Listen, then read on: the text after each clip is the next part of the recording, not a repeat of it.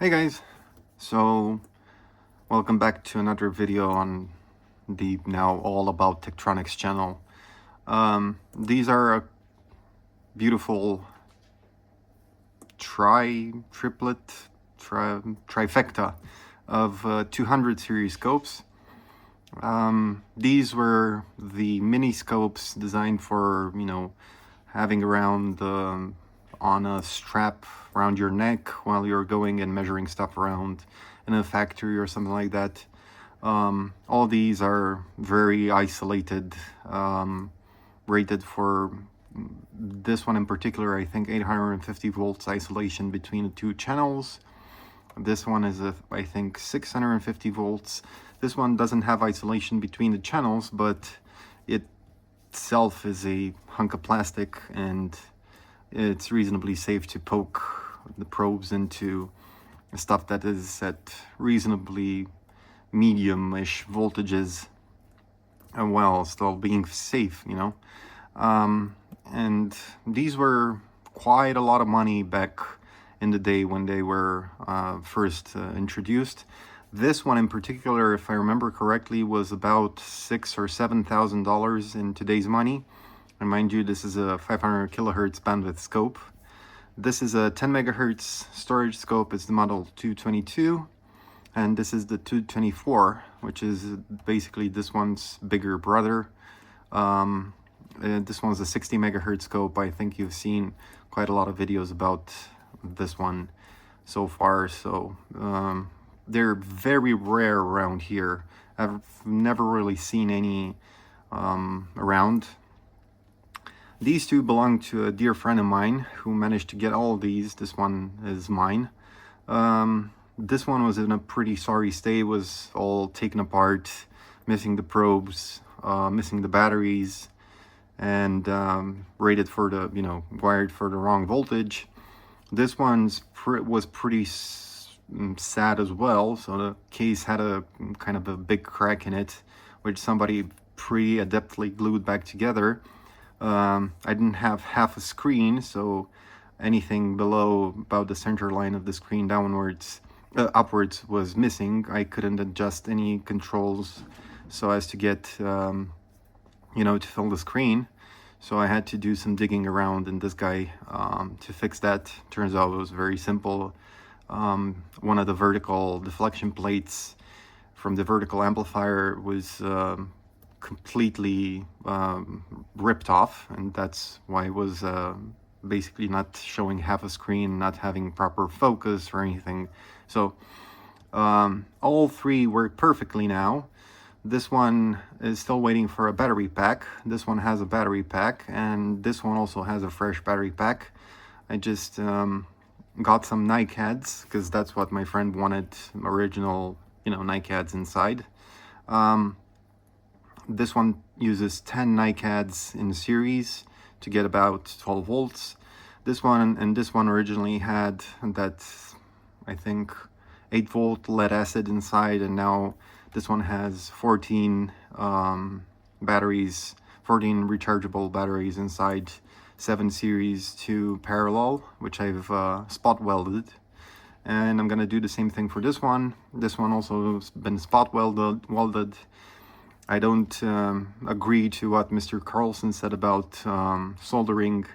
Even with a very high quality soldering iron, the amount of heat that you dump into a battery is much greater with soldering than it is with spot welding, because spot welding takes milliseconds, soldering takes tens of seconds at the best of cases. What else? This one is plugged into this power supply right now. It's set to 12 volts, so if we turn it on, it makes a nice little beep. It tells you, hey, I'm up, I'm awake, I'm doing stuff.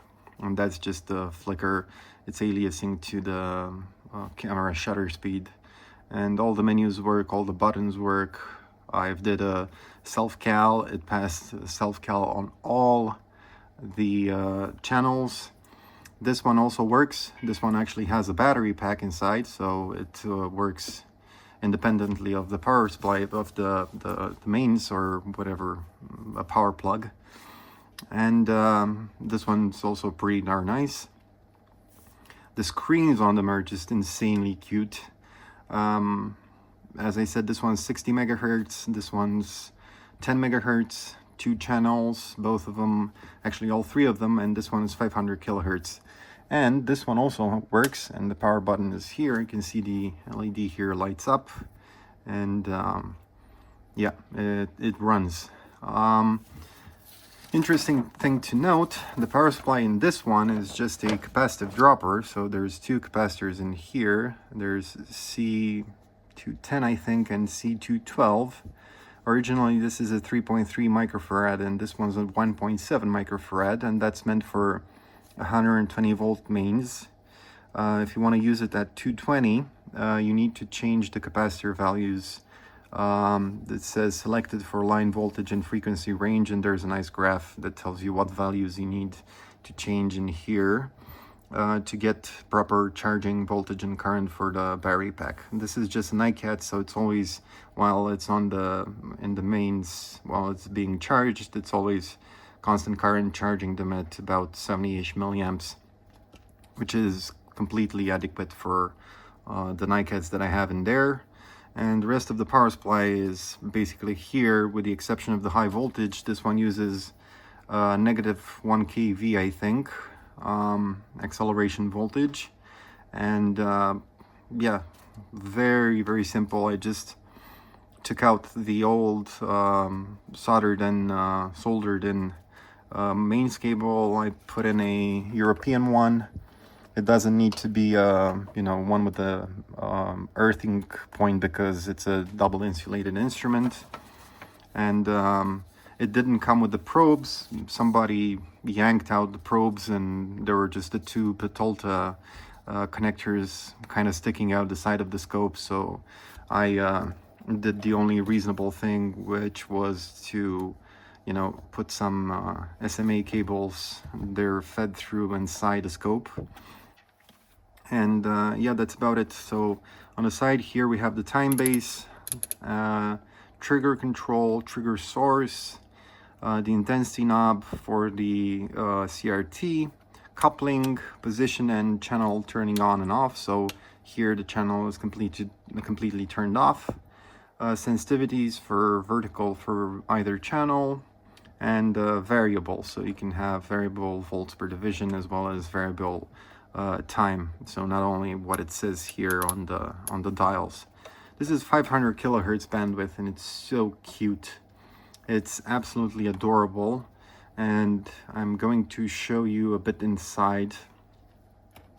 But yeah, other than that, it was also missing 2 screws at the front here, which of course they're Imperial, so not having any Imperial threaded bolts or screws, I just took it apart and ran a tap through these holes in here, which are brass inserts, and I ran an M3 tap, and that basically cut another thread in there. And now I tried it with one of the original screws from the factory, so both an M3 and the original screw thread into that hole, so I didn't ruin anything.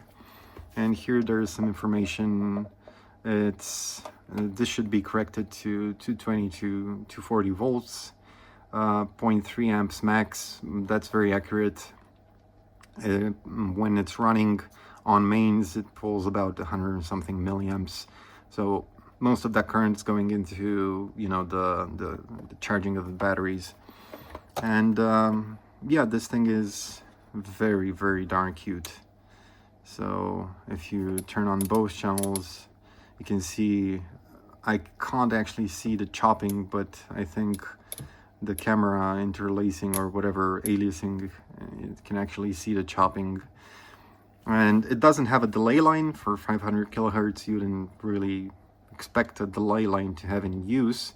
So although it can see the pulsar, which I'm going to show you in just a second, it doesn't really, it cannot trigger on the first one, so it only shows the remaining pulse train. Let me just connect this to the pulsar. By the way, this was, again, $6,000-ish when it was new, which is just insanely expensive. Okay, so I connected it and I turned it on, and you can see that it's on channel 1 right now. So I'm gonna increase the sweep, and there you have it. And that's the trigger, because it's on DC trigger. And this is the variable time base. And if I move it to the position, with the position a bit, you can see that this pulse is not the first one, it's triggering one. This would be the trigger pulse, and this is basically just the trigger jitter, but it's not actually the trigger jitter, it's the jitter that this thing outputs. So gloriously pretty little scope, absolutely adorable. And I'm not sure how useful one could find it in these days, but apologies for the cat sounds. But yeah, it's really, really sweet. And I did as good of a job restoring it as possible. It was very thorough, because you know, this is a piece of history, and my friend and I are both very, very particular about how our instruments look and how they're treated, and we like them to behave as nicely as possible and to be kept as well as possible. So yeah, this is where the probes would have wrapped around initially, and this is just the back side. There's nothing to see here. Focus control is a recessed trimmer in there. Same for all the other adjustments that you would need to get access to. There's not really a lot of adjustments available inside. I think they knew this thing was a pain in the butt to take apart. So there's most of the things that you need to do to get this thing running nicely are accessible through the side. So, and you have an external trigger and a common ground available here. So yeah, this is the Type 212, very pretty, very cute. And just to give you a size reference, this is a Type 182 vertical preamplifier out of a 5 series. So this comfortably fits within the, what do you call it, within the plug-in space for one of those scopes. New plug-in for the 500 series scopes. Really, really cool. So if you get your hands on one of these, don't turn it on. Really don't. Sorry, I banged the camera. You should first make sure that the capacitors inside here are rated for your line voltage, and there's another 2 caps that need to be changed in the high voltage section, basically, because I have no idea why. Something to do, I think, with the mains frequency. Not entirely sure. Anyway, that's enough about the 212. Let's go to these two beauties. So this one, as I said, was in a pretty sorry state, and it still doesn't have the probes. This one does. So the probes are in this pouch here. They just unzip and you take them out, and they're these ones with the weird shrouded coax recessed deep inside, because these need to be very, isolating. And these don't have the crocodile clips anymore, I think. Although, yeah, I'm pretty sure that they don't have them anymore. Which is sad, but they might be compatible with some other tech probes. And this one is even worse, because instead of having the original barrel jacks for the probe, somebody took a hacksaw to it and stuck some SMAs in here. Not bad. I guess they lost the original probes, couldn't find new ones or replacement ones, and yeah. On the bottom you can see that, yeah, it's pretty intact, but if you look on the top, you can definitely see where it was cracked at some point and glued back together. Also, these buttons weren't working either, because there was another broken wire inside. I kind of understand why the button was broken inside, because My God, these things are a pain to take apart and put back together. This one I didn't need to do any of that too, because it was just, you know, in perfect shape. But this one, however, not so much. I'm just gonna pause and look for a male to male adapter for this pulsar, and I'll show you what it looks like. Okay, so I magically found one of these, and I'm gonna screw it in here, and I'm gonna plug it into channel whichever. I have no idea which channel this is. Also kind of hard to get the SMA to fit in there because there's not much room at all. So I think it's channel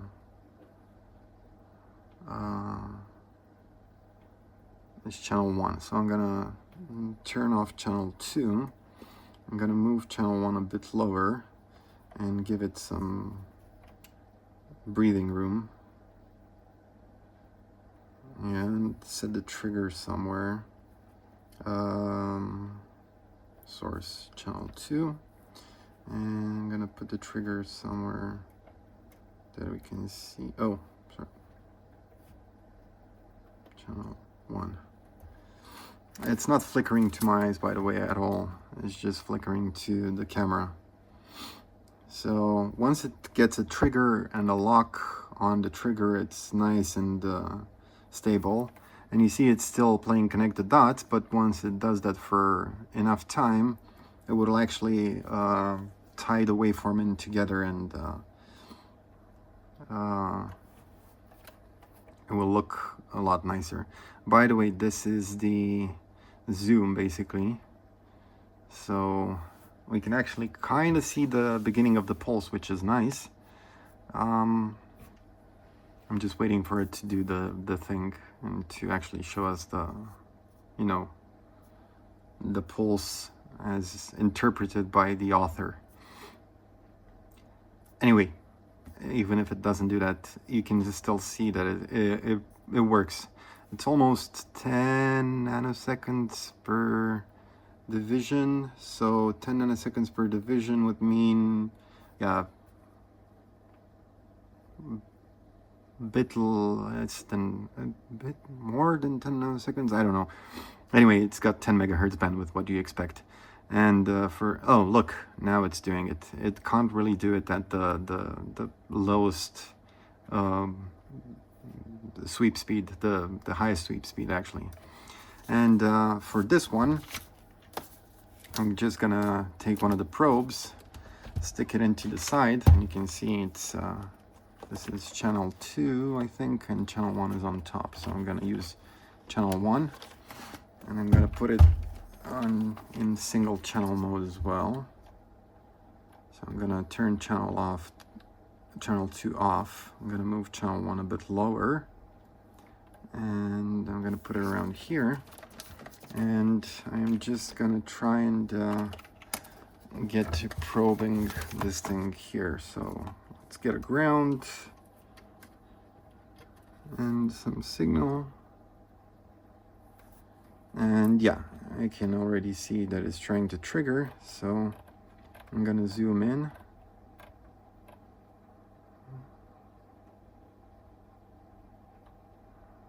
And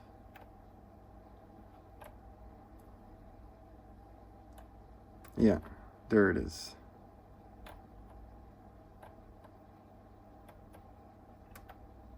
It's kind of large still, the signal.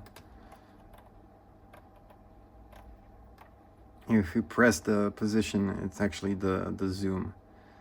So yeah, this one's a bit faster, as you'd expect. So yeah, let me just unplug all these things and show you what I did with the battery pack and what I plan on doing with this one. Again, very cute sound when it turns on. They're really adorable.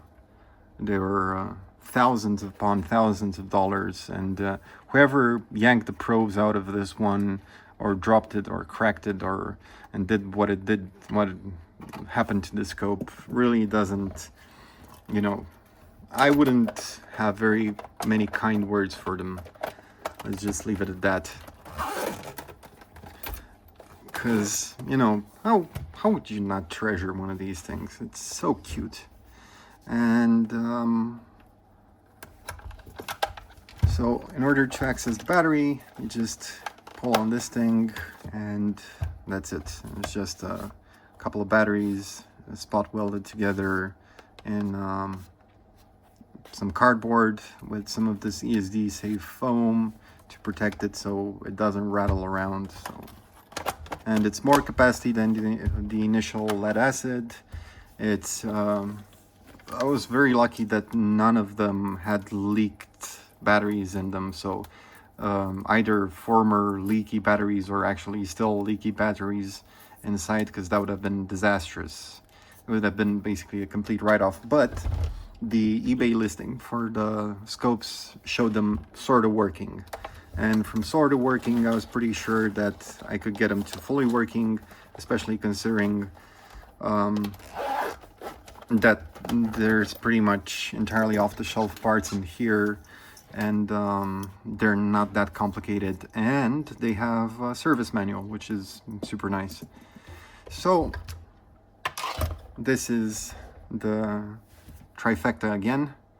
Beautiful little scopes.